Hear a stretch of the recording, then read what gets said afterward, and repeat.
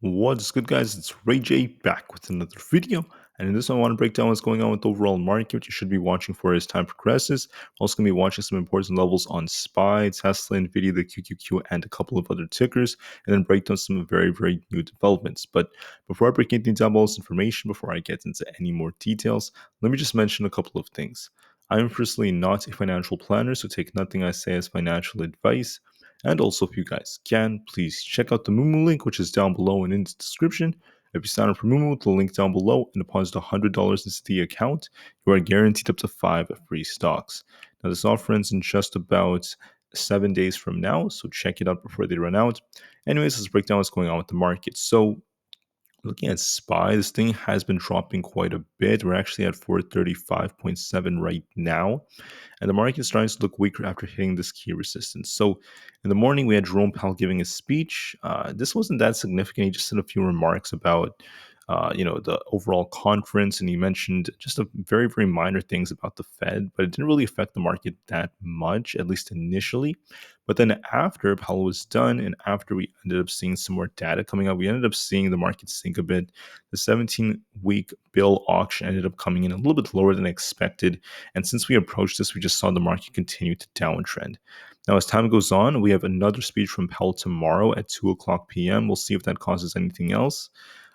But the market's looking a bit more bearish. We got this rejection of this key resistance, and we're going to be watching some key levels. So what happened to SPY? As I warned everyone yesterday, I was talking about this resistance in the 438s to be watching for. I told you we'll see if SPY can try to break this or if we get a big rejection off of it, because it's going to depend on Powell. My prediction was we would see this thing maybe lead to a rejection. And looking at today, we got this rejection off the 438s. The market's starting to slow a bit. But we have some support right here in this 435 area that's trying to hold SPY up.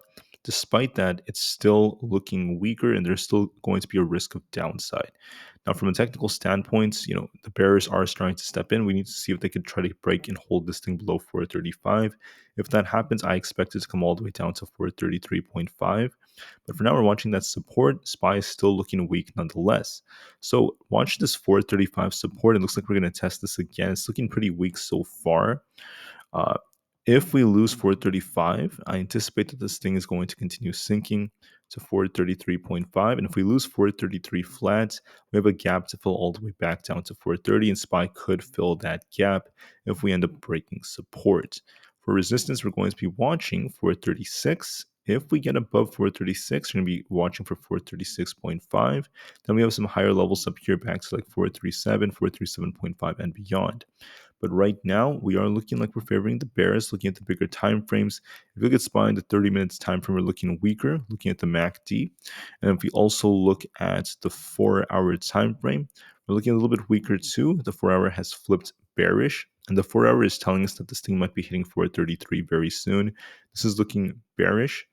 And the same thing is developing on the daily chart. The daily has been pumping like crazy, but now we're starting to see this curl right over here off this bearish divergence. And it's looking like it could be testing the 5 EMA on the daily soon. 433 looks very possible. We need to see if it breaks 435 first. So we're looking a bit more bearish when we watch these levels to see how it goes. Just know that the bears are gaining somewhat of an edge. When it comes to Tesla, I was talking about Tesla potentially trying to push up a bit higher, getting very close to 225, but then watch resistance up there. Instead, we came just short. We ended up hitting 224.25 and then rejected. And now Tesla's looking a little weaker for the time being. We have a slanted head and shoulders like pattern. We're going to be watching some key supports on Tesla. So for Tesla, don't forget to be watching this support right here around this 218 area. This is the level we called out. If we lose this, watch 216.8. If we lose that, there's 214 to 215. If we lose 214, I anticipate Tesla's going to start sinking even more, come down to 212 or even below that. So make sure you watch those resistance and support levels. For resistance, don't forget about this 220 area. If it breaks that, there's 221.25, 222.5, and now we have this high right here at 224 and then 225. But if anything, Tesla's looking a bit more bearish. It's looking like it's flipping on our important indicators. If we look at Tesla on the daily chart, the daily looks like it would flip if we do end up getting a close like this.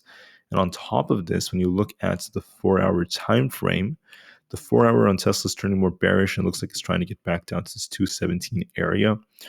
We have a bearish cross on the PPO. Not to mention the 30 minutes time frame happens to also have a bearish structure that's going to take Tesla back down to the 217s. I'm also going to be eyeing the 200 EMA on the 30 minutes time frame at 216.5. We could see Tesla test that if it continues to break down. So watch support very carefully. We're still looking bearish. So Tesla's varying the bears a bit more. It's kind of trading sideways in this range between 220 and 217.8. But it looks like it's going to make its way to the lower end very soon, and it still looks more bearish in my opinion. For Aapl, we were talking about Aapl hitting its resistance around the 182.5 area, but instead Aapl went a little bit higher. Aapl went up to about 183 before getting a rejection. But this rejection on Aapl is what's helping the market cool off finally. So we're going to be watching 182. If Aapl loses this, expect it to come down closer to 180. If it holds this, it might just kind of chop it a little bit, but it's looking like it's going to reject soon and actually break below 182. And I think that 180 could be coming. So my gut tells me the odds favor this thing sinking a little bit more, leading to some more downside for the markets. On top of all of this, looking at Nvidia, we were talking about Nvidia either reaching a peak at 460 to 462 or pumping to about 465, just under that, and then coming back down. Instead, we actually went to 466, very close to that level. So between 465 and 466, we have resistance. Nvidia got a rejection, starting to cool off a bit. And we also happen to have that bearish divergence on Nvidia. It's also cooling off with SPY and these other tickers. So we're going to be watching support at 462.5 and then 461.68. That's our 20 EMA. If we lose these two supports, I expect it's going to come all the way down to 459.